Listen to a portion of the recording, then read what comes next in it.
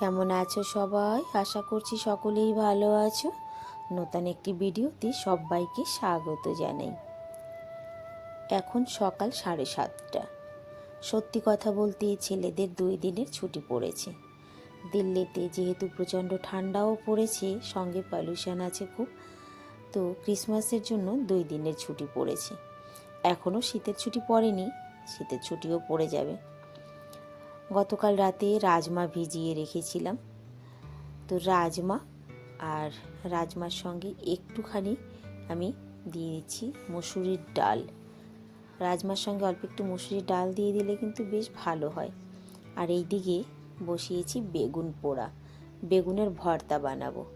কারণ কি, বেগুনের ভর্তা দিয়ে ছেলেরা অত বেশি মন দিয়ে খাবে না, সেই জন্য রাজমাটা ওদের জন্য করছি, বেগুনের ভর্তাটা করব। যাই হোক, করব বলছি, দেখি কতদূর করতে পারি, সেটাই হচ্ছে কথা। বেগুনটা সুন্দর করে পুড়িয়ে নিচ্ছি। অনেক সুন্দর, জানো তো, আজকে 2টো বেগুন এনেছে। 2টো না, সরি, গতকাল বাজার থেকে বর শুধু বেগুনই এনেছে 2 রকমের। একটা কালো বড় বেগুন আর একটা এনেছে ছোট বেগুন। তো বড় বেগুন 2টো এত সুন্দর যে ভর্তা করলেই ভালো হবে। গায়ে একটুখানি তেল মাখিয়ে নিয়েছি বেগুনের গায়ে। আর এই যে গ্যাসে বেগুন পোড়া কিন্তু খুব তাড়াতাড়ি হয়ে যায়। কথার মানে চুলোর যে আগুন, যে ছাইতে বেগুন পোড়ানো হয়, তাতে যতটা সময় লাগে তার আধাও সময় লাগে না গ্যাসে বেগুন পোড়া হতে। আমার বান্ধবী মথুরায় বিয়ে হয়েছে, ও বেগুন পোড়া নিয়ে খুব টেনশন করতো। আগে বলতো, জানিস তো, একটু বেগুন পোড়া খেতে হলে শাশুড়িদের কাছে তেল মাখতে হয় যে আমাকে একটু বেগুন পুড়ে এনে দাও, একটু বেগুন পুড়ে এনে দাও। তাদের তেল মাখতে মাখতেই ওর বেগুন পোড়া খাওয়ার শখ মিটে যেত।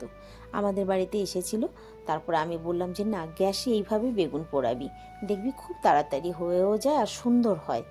এ না যে বেগুন পোড়া গ্যাসে হয়েছে বলে যে পোড়া গন্ধটা আসবে না, তা নয় কিন্তু।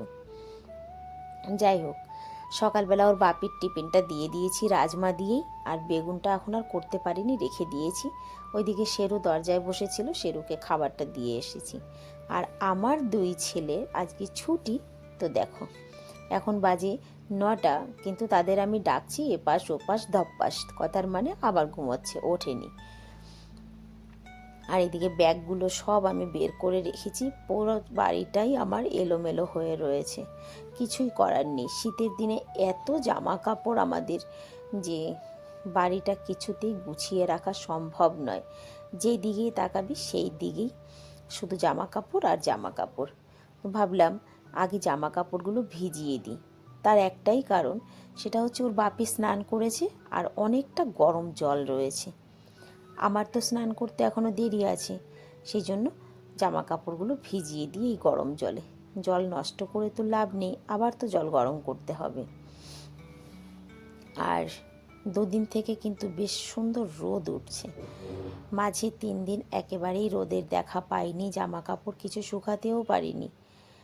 তো রোদ দেখে আরও তাড়াতাড়ি এসে জামা কাপড়টা ভিজিয়ে দিয়েছি। জানো তো, মেশিনে যতই জামা কাপড় ধোয়া হোক না কেন, কিছু কিছু জিনিস আছে যেগুলো হাতে সুন্দর করে ডলে পরিষ্কার করে দিতে হয়। যেমন কি জামার কলার, মোজা, এগুলো কিন্তু হাতে ভালো করে ডলে না দিলে সেই রকম পরিষ্কার কিন্তু মেশিনে হয় না। যাই, এগুলো বেশ ভিজিয়ে দিয়েছি। এদিকে ছোট ছেলেকে বললাম যে তোর স্কুলের ব্যাগটা খালি করে দিই, 2 দিন ছুটি আছে, ব্যাগটা ধুয়ে দেওয়া হবে। বাচ্চা মানুষ তো খুব নোংরা করে ফেলে, জানো তো। জামা কাপড় ভিজিয়ে দিয়ে এবার চলে এসেছি আবার নিচে। যেহেতু আমার নিচের কাজ তো আমি কমপ্লিট করে যাইনি, জলটা ঠান্ডা হয়ে যাবে তাই। আর একটু ছেলেদেরও ডেকে এলাম, যদি ওরা উঠে একটু নাস্তাটা করে নেয় সকালবেলা, তাহলে আমি একটু নিশ্চিন্ত হতে পারি। চলো এবার ঝটপট রান্নাঘরের কাজগুলো সেরে ফেলি।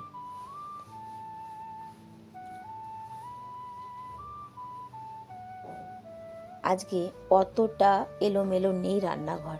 তার কারণ কি জানো, আজ তো ছেলেদের ছুটি ছিল, সকালবেলা তো অত তাড়াহুড়া হয়নি, তারপরে 2-3টে টিফিন প্যাক করতে হয়নি, সেই কারণেই রান্নাঘরটা অত এলোমেলো হয়নি।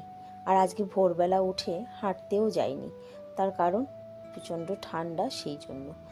আর আমার ঠান্ডাটাও আবার লেগেছে, গলা ব্যথা করছে, কান ব্যথা করছে, সেই জন্য আর ইচ্ছে করেই উঠে যাইনি আজকে মানে দুদিন থেকেই আমি যাচ্ছি না।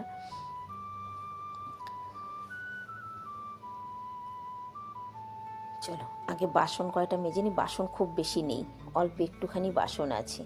বাসন মাজতে একদম সময় লাগবে না, অল্প বাসন আছে যেহেতু। আর গতকালকের ভিডিওতে তোমরা শুনেছো বা আমি বলেছি যে কাজের দিদি আসবে, কিন্তু আমি ঘুরে আসি তারপর। এই 2 দিনের জন্য আর কি কাজের লোক রাখবো বলো? তো দিদিকে বলেছি আমি ঘুরে আসি, তারপরের থেকে তুমি কাজে আসবে। আর এই দেখো, লোহার কড়াইতে রান্না করার জানো তো অনেকগুলো উপকার আছে। প্রথম উপকার যে কড়াইটা সিলভারের কড়াইয়ের মতো অত মাঝামাঝি ঘষাঘষি করতে হয় না। সামান্য সাবান হাতে লাগিয়েই হালকা হাতে ডলা দিলেই কিন্তু কড়াই পরিষ্কার, শুধু তেল চিটাটা না থাকলেই হলো, ব্যাস। আর দ্বিতীয়টা হচ্ছে লোহার কড়াইতে রান্না করতে গিয়ে কিন্তু তোমার বারবার কড়াই ধোয়ার প্রয়োজনই পড়বে না। তুমি একবারেই কয়েকটা সবজি রান্না করতে পারবে, তারপরে কড়াইটা ধুয়ে নিলেই হয়ে যায়। কোনো রকম জল দিয়ে ধুয়েই সবজি বসিয়ে দাও। আর সিলভারের কড়াই হলে মাজা ধোয়া ঘষাই দেখো হয়েছে পরিষ্কার, কোনো তেল নেই, শুধু সাবান দিয়ে একটু ডলে দিয়েছি, ব্যাস। আর তাছাড়া লোহার কড়াইতে রান্না করে খাওয়াটা তো এমনিও উপকার, দেখো একদম পরিষ্কার। আর এই যে দেখো আমার সিঁড়িতে রাখা রয়েছে, বিগত 1 মাস ধরে ফুলগুলো কিন্তু এখনও অনেকটাই তাজা আছে।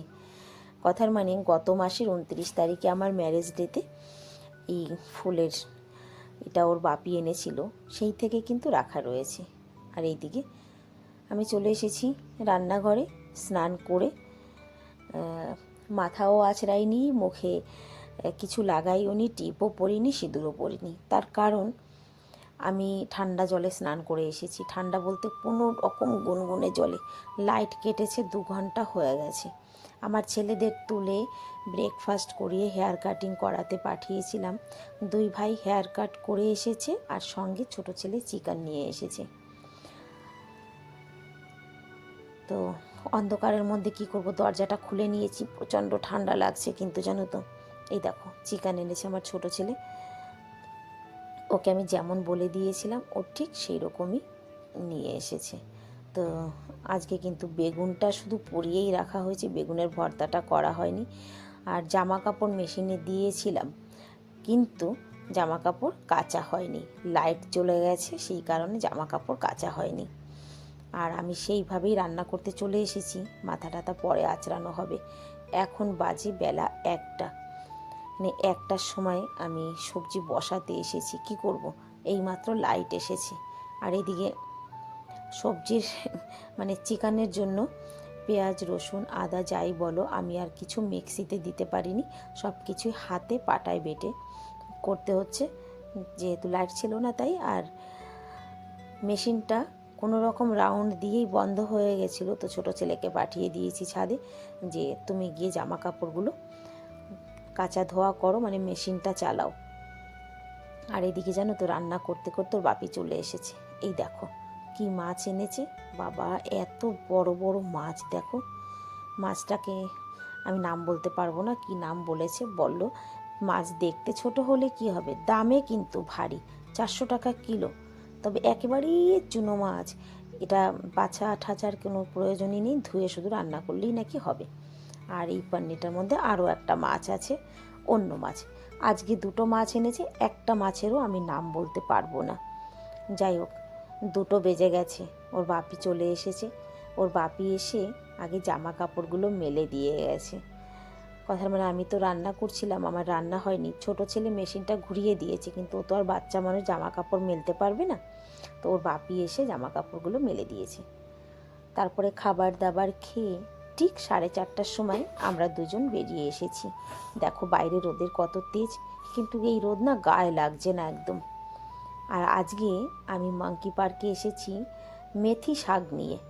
অন্যদিন তো কলা নিয়ে আসি, আপেল নিয়ে আসি, এই মানে অন্য অন্য রকম খাবার আনি। আজকে কিন্তু আমি নিয়ে এসেছি মেথি শাক, কারণ এখানে আরও একটা ভাইয়া আসে যে তাকে আমি দেখেছি শাক নিয়ে আসে, এরা খুব চাও সে খেয়েও নেয়। তো আজকে আমিও শাক নিয়ে এসেছি। তো দেখলাম যে না, সত্যি এরা কিন্তু মেথি শাকটা খুব সুন্দরভাবে খেয়েছে। দেখো, মানে খুব সুন্দরভাবে বলতে এদের মানে এটা পছন্দের খাবার, এটাই বোঝা যাচ্ছে যে এটা এদের পছন্দের খাবার। আর গেটে ঢোকার সময় যখন দেখলাম, আমি আমার বরকে দেখাচ্ছিলাম, ওখানে জানো তো অনেক মুংফাল্লি দিয়ে রেখেছে, কবুতরে খাচ্ছে। ওরা কি আর ছাড়িয়ে খেতে পারে? তা ওর বাপিও ওখানে পা দিয়ে একটু ঘষে মুংফাল্লির দানাগুলো বের করে দিয়ে এসেছে। আর আজকে যেহেতু পার্কে না খুব খালি খালি মনে হচ্ছে, মানে আজকে যেন বাদরগুলো নেই, অনেক কম, অন্য দিনের মতো অত নেই। তবে যদি কারোর বাড়ির কাছাকাছি এইরকম পার্ক থাকে, তোমরা বিশ্বাস না করো, একটা দিন যেয়ে দেখো, সামান্য কিছু নিয়েই যেও, দেখবে যে কতটা শান্তি আর কতটা ভালো লাগে। ভিডিও করাটা কিন্তু মানে মেন কথা না, তবে এখানে এসে মনের থেকে একেবারে সত্যি অনেক শান্তি পাওয়া যায়, অনেক ভালো লাগে। কেন জানি না, আমার কিন্তু প্রত্যেক দিন এদের কাছে আসতে ইচ্ছা হয়, বা প্রত্যেক দিনই আমার মন টানে, কিন্তু আমি প্রত্যেক দিন আসতে পারি না, সেটা আলাদা কথা। তবে আমার মন চায় যে আমি প্রত্যেক দিনই এদের কাছে যাই, মানে কতটা খুশি হয় ওরা, দেখো। তারপর জানো তো, পার্কের থেকে আমি একা হেঁটে হেঁটে বাড়ি চলে এসেছি। ওর বাপি চলে গেছে, অনেকটাই দূর, আমি কিন্তু হেঁটেই বাড়ি এসেছি। বাড়িতে এসে ভাবলাম কি করা যায় এখন। ছোট ছেলে টিউশনে, ঘরে দুধ ছিল, একটুখানি ক্ষীর বসিয়েছি। আর এই যে দুপুরের সামান্য একটুখানি বাসন, বাসন বলতে কড়াটা আর মাজিনি, মাংস রান্না করে। তো ভাবলাম যে থাক, বিকেলবেলা একবারে চায়ের বাসন টাসন দিয়ে তারপরে মেজে ধুয়ে দেব। আর এইদিকে দেখো, আমাদের শেরু আজকে নতুন জামা পরে এসেছে। নতুন জামা পরে এসে তার সে কি ভাও, তারপরে তাকে হাতে পায়ে ধরে দেখো আমি শুয়ে দিয়েছি। এই যে, যাই হোক, এখন বাজে রাত 8টা, আর ভিডিওটাও আমি এখানেই শেষ করছি। দেখা হবে আবার নতুন একটি ভিডিওতে। সবাই ভালো থাকবে, সুস্থ থাকবে, সবাইকে রাধে রাধে।